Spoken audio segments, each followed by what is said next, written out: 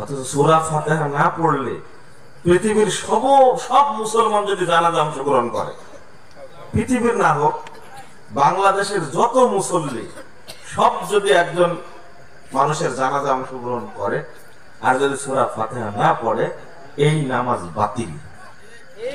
বাতিল।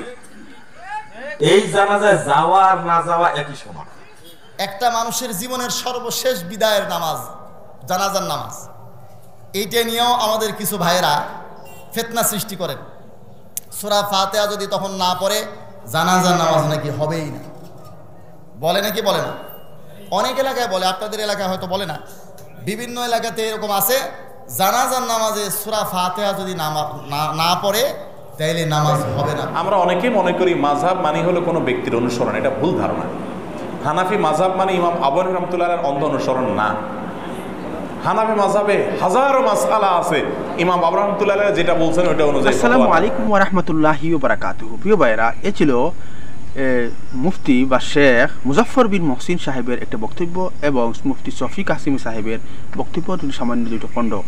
বন্ধুগণ, এখানে উল্লেখ করা যায় যে আপনারা ভিডিওর ক্লিপ দেখেই বুঝে নিয়েছেন যে এই ভিডিওটি জানাজার নামাজ নিয়ে অনুষ্ঠিত। জানাজার নামাজে সূরা ফাতিহা পড়া যাবে কি না, জানাজার নামাজে সূরা ফাতিহা পড়লে জানাজার নামাজই হবে, ফাতিহা না পড়লে জানাজার নামাজই হবে না, এরকমের কিছু বক্তব্য মুজাফফর বিন মহসিন সাহেব দিতেছেন। বন্ধুগণ, এই বিষয়টা নিয়ে আজ আমরা এই দুইজন বক্তার মুখ থেকে আমরা দলের ভিত্তিক আলোচনা শুনবো। আসুন আমরা প্রথমে মুজাফফর বিন মহসিন সাহেবের সম্পূর্ণ কথাগুলো আমরা শুনে নেই। উনি কিভাবে বলতেছেন যে জানাজার নামাজে সূরা ফাতিহা পড়তেই হবে, না পড়লে জানাজার নামাজই হবে না। আসুন এই বিষয়টা আমরা শুনে নেই, তারপরে আমরা মুফতি শফিক কাসিমি সাহেবের মুখ থেকে আমরা শোনার চেষ্টা করব। একটু ধৈর্য সহকারে আপনারা যদি ভিডিওটা দেখেন, আর আশা করি আপনার জীবনে অনেক উপকারে আসবে এবং মূল বিষয়টা আপনি বুঝতে পারবেন। আসুন আমরা আপনাদের বক্তব্য শুনি। বুঝতে বুঝতে বুঝেছে এটা কি নামাজ না, এজন্য সূরা ফাতিহা পড়া লাগে না।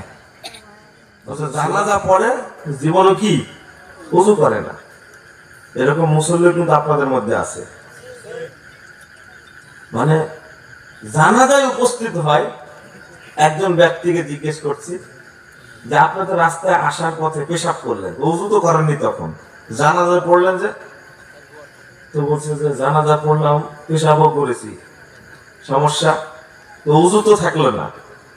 তো জানাজাতে যেহেতু রুকু নাই, সেজদা নাই, ওযু করা লাগবে কেন? দেখেন কি বুঝেছে, কত বড় বেয়াদব। বলছে আমি 15 বছর যাবত যেখানেই জানাজা পড়ি কোনোদিন ওযু করে যাইনি। নামাজ পড়লে ওযু করি, জানাজা পড়লে কি ওযু করি না। আর জানাজা তো নামাজ না, এটা দোয়া। দেখেন কি সুন্দর ফেক বিশ্লেষণ করেছে। এটা কিন্তু এটা কি দোয়া, এই জন্য সূরা ফাতিহা পড়া লাগে না। বলেন না উযুবিল্লাহ। অথচ আল্লাহ রাসূল বলছেন কি এটা সালাত। ইজা সাল্লাইতুমুল মাইয়িত, যখন তোমরা মাইয়িতের উপরে কি করবে? জানাজার সালাত আদায় করবে। ফাআখলিসু লাহু দুআ, তখন তার জন্য ইখলাসের সাথে দোয়া করো, আল্লাহ যেন ওই বান্দাকে মাফ করে দেয়। রাসূল জানতেন, সাহাবীরা জানতেন যেটা সালাত, কিন্তু বাংলাদেশের মানুষ বুঝতে বুঝতে বুঝেছে এটা কি নামাজ না, এজন্য সূরা ফাতিহা পড়া লাগে না। অথচ সূরা ফাতিহা না পড়লে পৃথিবীর সব মুসলমান যদি জানাজা অংশগ্রহণ করে, পৃথিবীর না হোক বাংলাদেশের যত মুসল্লি সব যদি একজন মানুষের জানাজা অংশগ্রহণ করে আর যদি সূরা ফাতিহা না পড়ে, এই নামাজ বাতিল। বাতিল। এই জানাজায় যাওয়া আর না যাওয়া একই সমান। এটা যদি বুঝতো বাংলাদেশের মানুষ, লক্ষ লক্ষ মানুষ জানাজায় অংশগ্রহণ করছে, সূরা ফাতিহা পড়ে না, এটা কি বাতিল না পড়াই ভালো ছিল। যে জানাজার সালাত পড়ার সময় সূরা ফাতিহা পড়বে, মুসল্লি একজন হোক, কয়জন? লাশ আর একজন মুসল্লি হোক, জানাজা পড়াই দিক, তবু আল্লাহ তার দোয়া কবুল করবেন। কিন্তু 1 লক্ষ মানুষ যদি অংশগ্রহণ করে আর সূরা ফাতিহা যদি না পড়ে, তাহলে কি বাতিল। আপনারা নামাজ পড়েন কিন্তু বেঈমান। কালকে এক বক্তব্য বলেছি, আজকে সকাল একজন ফোন দিয়েছে আমাকে, আপনি বক্তব্য বললেন যে কোন মুসল্লি মুনাফেক। কথাটা শুনতে খারাপ লাগলো। কোন মুসল্লি মুনাফেক? মুসল্লি কোনদিন মুনাফেক হয় নাকি? মুসল্লি তো মুসল্লি। আমি বললাম যে আল্লাহ বলছেন যে মুসল্লিদের মধ্যে মুনাফেক আছে, আপনার সমস্যা কি? মুনাফেক হলে তো মুসল্লি হলো কি করে? ওকে কিভাবে বুঝাবেন? আল্লাহ বলছেন ফাওয়াইলুল লিল মুসাল্লিন। সাহাবীরা অর্থ করতেন ফাওয়াইলুল লিল মুনাফিকিন। তাহলে মুনাফিক মুসল্লি কারা এটা খুঁজে বের করতে হবে। যার মধ্যে নিফাক আছে তার মধ্যে ঈমান আছে না, ঈমান নাই। আপনারা আমরা এতটাই বিবেকহীন হয়েছি যে নামাজ পড়ি কিন্তু এলেম নাই, যে ঈমান না থাকলে নামাজ পড়ে কোনো লাভ নেই। এটা আমি জানি না।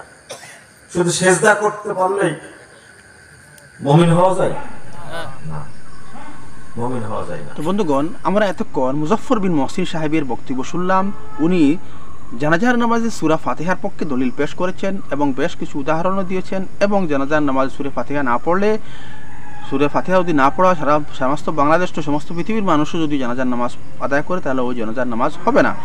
এর থেকে এটাই বোঝা গেল যে আজ পর্যন্ত বাংলাদেশ, পাকিস্তান, ভারত, ইরাক, অন্যান্য যেসব জায়গায় হানিফি মজহবের অনুসরণকারী মানুষ রয়েছেন, অত পৃথিবীর এইসব জায়গায় যতটা জানাজার নামাজ অনুষ্ঠিত হয়েছে, একজনের জানাজা সঠিকভাবে জানাজার নামাজ হয়ই নাই এবং বিনা জানাজা ওদেরকে দাফন করা হয়েছে বা কবরস্থ করা হয়েছে।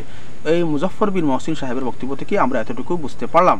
বন্ধুগণ, আসুন আমরা এবার মুফতি শফি কাসিমের মুখ থেকে আমরা শুনবো যে মুজফফর বিন মহসিন সাহেব যে কথাগুলো বলেছেন তা সত্যি বলেছেন না মিথ্যা বলেছেন, সত্যি দলিলভিত্তিক না দলিলভিত্তিক নয়।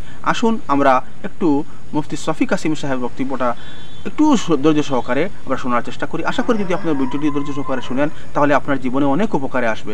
আসুন আমরা ওনার বক্তব্যটা একটু শোনার চেষ্টা করি। সর্বশেষ বিদায়ের নামাজ জানাজার নামাজ, এইটা নিয়েও আমাদের কিছু ভাইয়েরা ফিতনা সৃষ্টি করেন।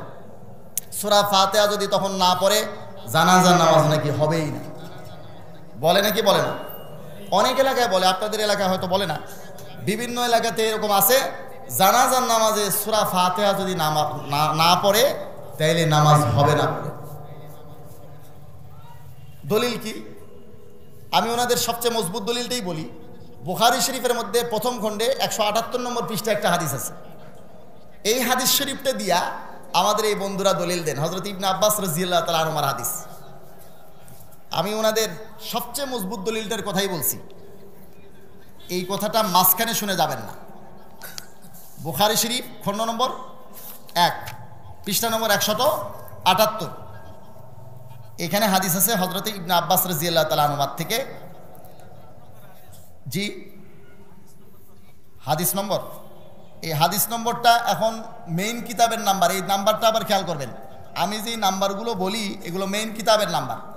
আর আমাদের কিছু ভাইরা এটা পরীক্ষা করার জন্য গুগলে সার্চ দেন, তো গুগলের নাম্বারটাও আমি বলতেছি আজকে, সমস্যা নাই। গুগলে না পাইলে তখন বলে কি যে হুজুর যে হাদিসটা বলছে এইটা ঠিক বলে নাই।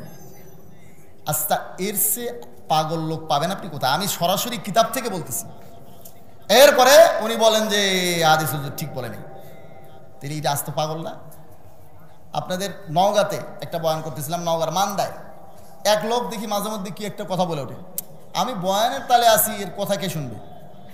তো বারবার কথা বলে ওঠে, আমিও তো খেয়াল করি নাই। তো কয়েকবার যখন বলছে তখন দেখলাম যে উনি ওই হাদিস যখন বলি তখন ওই মাথা নাড়ায়, মিলতেছে না। তো কয়েকবার হওয়ার পরে আমি ওনার স্টেজে ডাকছি যে আপনি এখানে আসেন। আসে না তো ছেলেপেলে তো আছে মাশাআল্লাহ অনেক জজবার, এর কান্দে করে তুলে নিয়ে চলে আসছে স্টেজে। তা আমি বললাম ভাই আপনার কি সমস্যা? আপনি যে মাঝে মধ্যে বলতেছেন হাদিস এটা নাই, কি ঘটনা কি? কয় হুজুর আপনি যেটা হাদিস বলতেছেন আমি এটা পাইতেছি না। বললাম যে এই যে কিতাবে আছে, আসেন পড়েন। কয় হুজুর আমি তো আরবি পড়তে পারি না। তো আপনি আরবি পড়তে পারেন না, তো হাদিস মিলতেছে না, আপনি কেমনে বলতেছেন? হুজুর আমি একটা অ্যাপস ডাউনলোড দিয়েছি, এই অ্যাপস ডাউনলোড দিয়েছি, ওই আপনি যখন বলতেছেন আমি ওই অ্যাপসের সাথে মিলাইতেছি, তো মিলতেছে না। তাই বলে আপনি একটা লাইন আরবি জানেন না, তো আর আপনি একজন আলেমের ভুল ধরতেছেন, যে একজন আলেম যখন হাদিস বলতেছে কিতাব থেকে, একবারে সরাসরি কিতাব থেকে, তো আপনি কিতাবের মধ্যে আসিয়ে দেখেন এটা হাদিস আছে না নাই। আর যদি এই নস্খার আপনার উপরে আস্থা, এই নস্খার উপরে যদি আপনার আস্থা না থাকে, এই ছাপার উপরে, তাহলে আপনি অন্য কিতাব আনেন। আপনি কোথার থেকে অ্যাপস একটা ডাউনলোড দিয়েছেন, অ্যাপসের কে তৈরি করেছে, সেখানে যদি সে উল্টাপাল্টা করে থাকে, সেটার সাথে কে হবে? কথা ঠিক না ভাই? উনি অ্যাপস ডাউনলোড দিয়ে বড় বড় শায়েখ হয়ে গেছে আজকাল। এই মাসলা ভালো করে বুঝেন। দিন আমরা কোথার থেকে শিখব? দিন শিখতেছি আজকাল আমরা ইউটিউব থেকে, দিন শিখতেছি ফেসবুক থেকে, দিন শিখতেছি অ্যাপস থেকে। অ্যাপস ডাউনলোড দিয়া আজকাল বড় বড় শায়েখ হয়ে গেছে। এরা মাযহাব মানে না, তো মাযহাব মানে না, এরা আর এক মাযহাব মানে। এই মাযহাবের আমি নাম দিছি ইমাম গুগল। তো এরা হলো কোন মাযহাবের অনুসারী? ইমাম গুগলের অনুসারী। গুগলে সার্চ দেয়, সার্চ দিয়ে দেখে, ব্যাস এটার উপর আমল করে। গুগলে সার্চ দিয়ে আমল করতে বলছেন আল্লাহর নবী। এই জন্য আল্লাহ রাসূল সাল্লাল্লাহু আলাইহি ওয়াসাল্লামকে প্রেরণ করেছেন আল্লাহ পাক রব্বুল আলামিন। 1 লক্ষ বা 2 লক্ষ 24,000 পয়গম্বর আসছেন, যে বলি আমরা এই লক্ষাধিক পয়গম্বর, লক্ষাধিক নবী রাসূল আসছেন। কিতাব তো দেওয়া হয়েছে 4 থেকে 5 জনকে, আর বাকি নবীদেরকে কোনো কিতাবপত্র দেওয়া হয়নি। এর মানে কি? এর মানে জগৎবাসীর হেদায়েতের জন্য কিতাব যথেষ্ট না, ওস্তাদ দরকার। এই স্কুলের মধ্যে যদি কোনো শিক্ষক না থাকে, শুধু বইপত্র দিয়ে ছাত্রছাত্রীদেরকে বসায় দেন, তারা কি শিক্ষা অর্জন করতে পারবে? যতক্ষণ পর্যন্ত শিক্ষক না থাকবে, শুধু বইপত্র দিয়ে শিক্ষা অর্জন সম্ভব হয় না। কিন্তু যদি শিক্ষক থাকে, বইপত্র না থাকলেও শিক্ষক বই লিখিয়া ছাত্রছাত্রীদেরকে পড়াইতে পারবে। আল্লাহ রাসূল সাল্লাল্লাহু আলাইহি ওয়াসাল্লাম সহ এই যে লক্ষাধিক নবী রাসূলকে প্রেরণ করেছেন আল্লাহ পাক রব্বুল আলামিন, কিতাব দিয়েছেন 4 থেকে 5 জনকে, বুঝিয়েছেন আল্লাহ পাক রব্বুল আলামিন, ও জগৎবাসী ও আমার বান্দা বান্দিরা, কিতাব যথেষ্ট না, হেদায়েতের জন্য ওস্তাদ দরকার। আমি বুখারী শরীফ প্রথম খণ্ড 16 নম্বর পৃষ্ঠা কিতাবুল ইলম থেকে এই প্রসঙ্গটা, যেহেতু আমি আশাই ইউজকার হিসেবে প্রসঙ্গত আলোচনায় এনেছি, এটা আমি আপনাদেরকে দেখাই দিই। বুখারী শরীফের মধ্যে প্রথম খণ্ডের 16 নম্বর পৃষ্ঠা, এখানে দেখুন ইমামে বুখারী রাহমাতুল্লাহ একটা হাদিস উল্লেখ করেছেন। ক্বালান নবিয়্যু সাল্লাল্লাহু আলাইহি ওয়াসাল্লাম মাইরিদিল্লাহু বিহি খায়রান ইউফাক্কিহু ফিদ্দীন, যার আল্লাহ পাক মঙ্গলের ইরাদা করেন তাকে দ্বীনের বুঝ দেন, দ্বীনের ইলম দান করেন। ওয়া ইন্নামাল ইলমু বিত-তাআল্লুম, আর ইলম ওইটা গ্রহণযোগ্য যেটা ওস্তাদের কাছে শিখিয়া অর্জন করা হয়। এখন ওস্তাদের থেকে শেখা ছাড়া নিজে নিজে গুগলে সার্চ দিয়া, নিজে নিজে বইপত্র পড়ে, নিজে নিজে যে পাণ্ডিত্য অর্জন করা হয়, সেই ইলম শরীয়তের দৃষ্টিতে গ্রহণযোগ্য না। ওস্তাদ থেকে শিখতে হবে। একমাত্র মুসলমানরা দাবি করতে পারে সনদের বিষয়। আমি বলতে পারবো আমি এই বুখারী শরীফ পড়েছি, নাসির আহমদ খান সাহেব রহমতুল্লাহ আলাই, মাওলানা নাসির আহমদ খান সাহেব রহমতুল্লাহ আলাই এবং মাওলানা আব্দুল্লাহ কাজমি সাহেব রহমতুল্লাহ আলাইয়ের কাছে, ওনারা পড়েছেন হজরত মাওলানা হোসাইন আহমদ মাদানী রহমতুল্লাহের কাছে, তিনি পড়েছেন শেখুল হিন্দ রহমতুল্লাহের কাছে। এরকম আল্লাহ রসুল পর্যন্ত আমরা সনদ দেখাইতে পারবো, আমাদের এই হাদিসের সনদ আছে। একমাত্র মুসলমান সেই জাতি যারা তাদের নবীর প্রত্যেকটা কথা, প্রত্যেকটা চালচলন, প্রত্যেকটা আমল সনদ সহ মুখস্থ রেখেছে। আর কোনো জাতি এটা বলতে পারবে না। কথা ঠিক না ভাই? আর আমাদের কিছু বন্ধুরা কোনো ওস্তাদ লাগে না, নিজে নিজে পণ্ডিত হয়ে যায়, আর গুগলে সার্চ দিয়ে দিয়া বড় বড় ইমাম হয়ে যায়। ইমাম আবু হানিফা রাহমাতুল্লাহ আলাইহির ভুল ধরে। তো যাই হোক, আমি প্রসঙ্গত এটা আনলাম, আমাদেরকে ওস্তাদ থেকে শিখতে হবে। আপনি রাস্তাঘাটে ঔষধ পরে ফেলে, দোকানে একটা ঔষধ পরে ফেলে যেরকম খান না, কোনো ডাক্তার থেকে পরামর্শ নিয়ে প্রেসক্রিপশন করে ওষুধ খাইতে হয়, তদ্রূপ বইপত্রের মধ্যে কোনো কিছু পাইলে, ইউটিউবের মধ্যে কোনো কিছু পাইলে সরাসরি আমল করবেন না, কোনো একজন গ্রহণযোগ্য আলেমকে জিজ্ঞাসা করিয়া তারপরে আমল করবেন। মুসলমান ভাইরা আমার এই ভাইজান বলতেছিলেন যে হাদিস নম্বর, তো হাদিস নম্বর আজকে আমি গুগলেরটাও বলবো, টেনশনের কোনো কারণ নাই। মূল কিতাবের নাম্বার হচ্ছে, যে হাদিসটা আমি এখন বলতেছি হযরত ইবনে আব্বাসের, মূল কিতাবের নম্বর 1320, গুগলের নাম্বার 1335। বললেন যে গুগলের নাম্বার, আপনি আবার গুগল না, এটা হচ্ছে কি ফথুল বারির একটা নাম্বার আছে, নাম্বারের বিভিন্ন হিসাব আছে, তো ওই নাম্বারটা গুগলে লিখছে। মূল কিতাবে এখানে আরেকটা নাম্বার আছে, তো 1320 মূল কিতাবের নাম্বার, ফথুল বারির মধ্যে আবার গুগলের যে নাম্বারটা আছে সেখানে আছে 1335। হযরত ইবনে আব্বাস রাদিয়াল্লাহু তাআলা আনহু এই হাদিস শরীফটা যেখানে জানাজার মধ্যে সূরা ফাতিহা পড়ার কথা উল্লেখ আছে, এবং আমাদের লামাযহাবী বন্ধুরা যে হাদিস দিয়ে দলিল দিয়ে জানাজার মধ্যে সূরা ফাতিহা পড়ার কথা বলেন, আমি সেই হাদিসটা আপনাদেরকে সরাসরি কিতাব থেকেই পড়ে শোনাই, কিন্তু একটু সনদ আপনাদেরকে মুখস্থ করাবো। 1-2টা নাম পারবেন না মুখস্থ করতে? সবাই পারবেন? আচ্ছা, কারা কারা পারবেন হাত তোলেন তো। আল্লাহ তাআলা সবাইরে কবুল করেন। এই একটা নাম মুখস্থ করবেন। হযরতে তলহা ইবনে আব্দুল্লাহ থেকে বর্ণিত। কার থেকে? তলহা ইবনে আব্দুল্লাহ। আন তলহা ইবনে আব্দুল্লাহ ইবনে আউফিন ক্বাল, তলহা ইবনে আব্দুল্লাহ থেকে বর্ণিত, তিনি বলেন, সাল্লাইতু খালফা ইবনে আব্বাসিন আলা জানাজাতিন, আমি আব্দুল্লাহ ইবনে আব্বাস রাদিয়াল্লাহু তাআলা আনহুর পিছনে একটা জানাজার নামাজ পড়লাম। ফাকরা বিফাতিহাতিল কিতাব, তখন তিনি জানাজার মধ্যে সূরা ফাতিহা পড়লেন। ওয়াকালা লিতাআলামু আন্নাহা সুন্নাতুন, জানাজা শেষ করে তিনি বললেন, আমি আজকে জানাজায় সূরা ফাতিহা এজন্য পড়েছি যাতে তোমরা জানতে পারো এটাও একটা নিয়ম। এই কথা বুঝলেন? তাইলে আব্দুল্লাহ ইবনে আব্বাস রাদিয়াল্লাহু তাআলা আনহু জানাজার মধ্যে সূরা ফাতিহা পড়েছেন, পড়ার পরে বলেছেন, আমি আজকে এই নামাজটা এভাবে এজন্য পড়লাম যাতে আপনারা জানতে পারেন এটাও একটা নিয়ম। হাদিসটা কি আপনারা বুঝছেন? আচ্ছা, এবারে আসেন, আজকে এশার নামাজ আপনারা পড়ছেন না? এশার নামাজের জামাত শেষ হওয়ার পরে, এশার নামাজের জামাত শেষ হওয়ার পরে ইমাম সাহেব কি এরকম ঘোষণা করেছেন যে আজকে আমি নামাজটা এভাবে এজন্য পড়লাম যাতে আপনারা জানতে পারেন এটাও একটা নিয়ম? উনি কি বলছেন এরকম? বলেন নাই। কারণ কি? কারণ সাধারণভাবে প্রতিদিন যেভাবে নামাজ পড়া হয় সাধারণত উনি আজকে সেভাবেই নামাজ পড়েছেন, কাজেই এই ধরনের ঘোষণা দেওয়ার প্রয়োজন হয়নি। আব্দুল্লাহ বিন আব্বাস রাদিয়াল্লাহু তাআলা আনহু হঠাৎ একদিন এরকম ব্যতিক্রমধর্মী নামাজ পড়লেন, তারপরে ঘোষণা দিলেন যে আমি সূরা ফাতিহা জানাজার মধ্যে এই জন্য পড়েছি যাতে করে আপনারা জানতে পারেন এটাও একটা নিয়ম। তাইলে বোঝা যায় সাধারণ নিয়মের বিপরীত নামাজ পড়ছেন উনি, যার কারণে এই ঘোষণাটা দেওয়ার দরকার হয়েছে। তো এই হাদিস শরীফটা দিয়া আমাদের কিছু বন্ধুরা দলিল দেন জানাজার মধ্যে সূরা ফাতিহা না পড়লে জানাজার নামাজ হবে না। এই দলিলটার আগামাতা কিছু ঠিক নাই, মানে হাদিস তো ঠিক আছে কিন্তু ওনাদের এই হাদিসের মধ্যে কোনো দলিল নেই। এই হাদিস ঠিক আছে কিন্তু ওনাদের এখানে কোনো দলিল নাই। কেমনে একটা ঘটনা শোনাই, আপনারা কি বিরক্ত হবেন ঘটনা শোনাইলে? ঘটনাটা শুনে লাগবে। এক লোক ওর স্ত্রীর সাথে গল্প করছে, এই শোনো, আমার না, আমি এমন চাকরি করি, আমার খুব পাওয়ার। দূর, তোমার কি পাওয়ার? অনেকের স্বামী তো আছে, অনেক রকম পাওয়ার আছে। একজন পুলিশে চাকরি করে, তার এই পাওয়ার। একজনের স্বামী সেনাবাহিনীর চাকরি করে, তার এই পাওয়ার। আর একজনের স্বামী বলে ডিসি, তার এরকম পাওয়ার। আর একজনের স্বামী এই সেই, তার কত। তোমার কি পাওয়ার?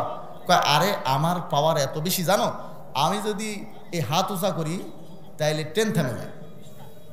চলন্ত ট্রেন, যত দ্রুতগামী ট্রেন হোক, আমি যখন হাত উঁচা করবো থেমে যাবে। আচ্ছা তাই নাকি? চলো তোমার আজকে আমার পাওয়ার দেখাবো। তো এখন পাওয়ার দেখানোর জন্য পরের দিন নিয়ে গেছে যাইয়া যেই একটা ট্রেন আসছে, আন্তনগর ট্রেন আসার পরে সে লাল কাপড় একটা হাতে নিয়ে এরকম হাত তুলে ধরছে। হাত যেই উঁচা করছে ট্রেন থামাই দিচ্ছে। ট্রেন থামে অফিসার সবাই নামে এসছে। নামে এসে বলছে, কি খবর, ট্রেন থামাইলেন কেন? রাস্তায় কোনো সমস্যা, লাইনে কোনো সমস্যা? বলছে না। অন্য কোনো ট্রেন আসার সম্ভাবনা করেন না, তো থামাইলেন কেন? আসলে হয়েছে কি স্যার, আমার বউয়ের সাথে আমার একটা কথা হয়েছে যে আমি তাকে বলছি আমার খুব পাওয়ার আছে, তো এই পাওয়ার দেখানোর জন্য আমি বলছিলাম যে আমি হাত উঁচা করলে ট্রেন থামে, তো এই পাওয়ারটা দেখানোর জন্য আমি এরকম হাত উঁচা করছি। আসলে কিছু না, আমার পাওয়ার দেখানো হয়েছে, ট্রেন তো থামে গেছে, এখন আপনারা ট্রেন নিয়ে চলে যান। এই অফিসাররা এই কথা বললে থামবে? এরা খেপিয়া উত্তম মাধ্যম চর থাপ্পড় কিল ঘুষি যে যা দেওয়ার দিয়া ট্রেন নিয়ে চলে গেছে। এখন এরা যখন চলে গেছে তখন ওর স্ত্রীকে বলতেছে, দেখলাম পাওয়ার দেখাই দিলাম, তো ট্রেন তো থামাই দিলাম। বলছে তা তো দেখলাম, এরপরে আরও কিছু উত্তম মাধ্যম হলো, সেটাও তো দেখলাম। বলছে আরে আমার পাওয়ার আমি দেখাইছি, ওদের পাওয়ার ওরা দেখাবে না? তো আমারটা আমি করছি, ওদেরটা ওরা করছে। তো ভাই আমাদের এই বন্ধুরা এই হাদিস দিয়ে দলিল দেন, তো এই হাদিস তো ঠিক আছে কিন্তু এইটার মধ্যে ওনাদের দলিলের পাওয়ার কতটুকু, ইস্তেদলালের পাওয়ার কতটুকু, এইটা এখনই প্রমাণ হয়ে যাবে। এই হাদিসটা কিন্তু পরিপূর্ণ উল্লেখ নাই, পরিপূর্ণ হাদিস এখানে উল্লেখ নাই। হাদিসের বাকি অংশ উল্লেখ আছে নাসাই শরীফে খণ্ড নম্বর 1 পৃষ্ঠা নম্বর 281-তে। চলুন আমরা একটু নাসাই শরীফ থেকে ঘুরে আসি। ওই থানবী রহমতুল্লাহ একটা ঘটনা লিখছেন। এক মুরিদ বলে খুব আকীদত নিয়ে এক পীরের কাছে মুরিদ হয়েছে। পীরটা আবার একটু পীর ঠিক আছে, কিন্তু সে একটু মুরিদদের মাল সম্পদের প্রতি একটু লোভী। মুরিদদের খালি টাকা পয়সা সম্পদ এগুলোর দিকে তার খুব লোভ। এরকম একটা পীরের কাছে এক লোক মুরিদ হয়েছে। মুরিদ হলে মুরিদের স্বপ্ন দেখছে, তো পীর সাহেবকে বলছে। পীর সাহেব আবার বলে রাখছে তোমরা কেউ স্বপ্ন দেখলে আমাকে বলবা, আমি সুন্দর সুন্দর তাবির করে দেবো। এখন মুরিদের স্বপ্নে দেখছে, সেটা পীর সাহেবকে বলতে গেছে হুজুর আমি একটা স্বপ্নে দেখছি। কী স্বপ্ন? কয় দেখলাম যে হুজুর আমার আঙ্গুলের মধ্যে পায়খানা আর আপনার আঙ্গুলের মধ্যে মধু। আচ্ছা ঠিকই তো দেখছো, তুমি মিয়া দুনিয়াদার, তো তোমার আঙ্গুলের মধ্যে পায়খানা থাকবে না কি থাকবে? আর আমি পীর সাহেব মানুষ, আমার আঙ্গুলের মধ্যে মধু থাকবে না কি থাকবে? কয় হুজুর আমার কিন্তু স্বপ্ন শেষ হয়নি। স্বপ্ন বলা শেষ হয়নি, বলছে না আরও খানিকটা বাকি আছে। বলছে এবারে বাকিটা বলো। বলছে এরপরে দেখি হুজুর আপনি আমার আঙ্গুল চাটতেছেন আর আমি আপনার আঙ্গুল চাটতেছি। দূর মিয়া কিসের ফালতু স্বপ্ন নিয়ে আসতো তুমি? কয় হুজুর এখনই না বললেন যে স্বপ্ন ঠিক আছে, আবার পুরোপুরি বলার পরে এখন দূর মিয়া হয়ে গেল। তো ভাই এখন এই যে এখানে হাদিস শরীফটা আছে, বুখারী শরীফের মধ্যে এই ঘটনার যতটুকু উল্লেখ আছে এটা কিন্তু পুরা ঘটনা না, এটা পুরা ঘটনা নয়, পূর্ণ ঘটনাটা উল্লেখ আছে নাসাই শরীফের মধ্যে। আমরা চলুন বাকি হাদিসটা, বাকি ঘটনাটা দেখে আসি কোথার থেকে। নাসাই শরীফ খণ্ড নম্বর 1 পৃষ্ঠা নম্বর 281।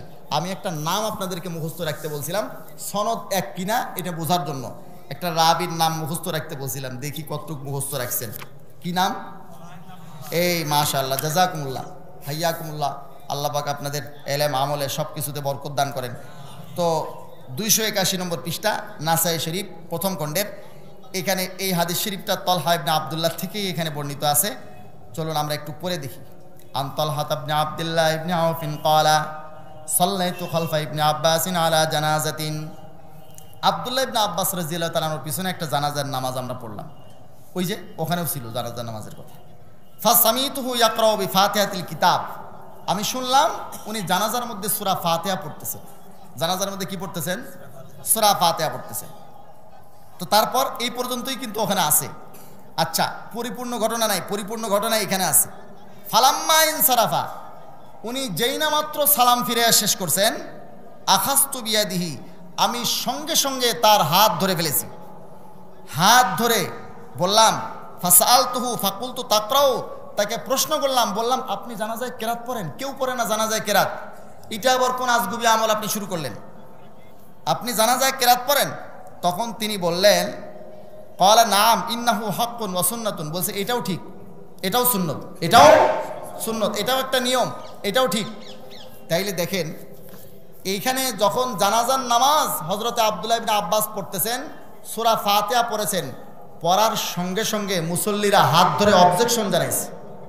তখনই এটা মুসল্লিদের পক্ষ থেকে প্রত্যাখ্যাত হয়ে গেছে। আব্দুল্লাহ বিন আব্বাস রাদিয়াল্লাহু তাআলা শুধু এটা বলছেন এটাও ঠিক আছে, এটাও একটা নিয়ম। তার মানে কি? তার মানে উনি সাফ বলেছেন জানাজার মধ্যে কি কেরাত পড়েন, জানাজায় কি কোনো কেরাত আছে? কিন্তু আব্দুল্লাহ বিন আব্বাস রাদিয়াল্লাহু তাআলা বললেন যে হ্যাঁ এটাও ঠিক।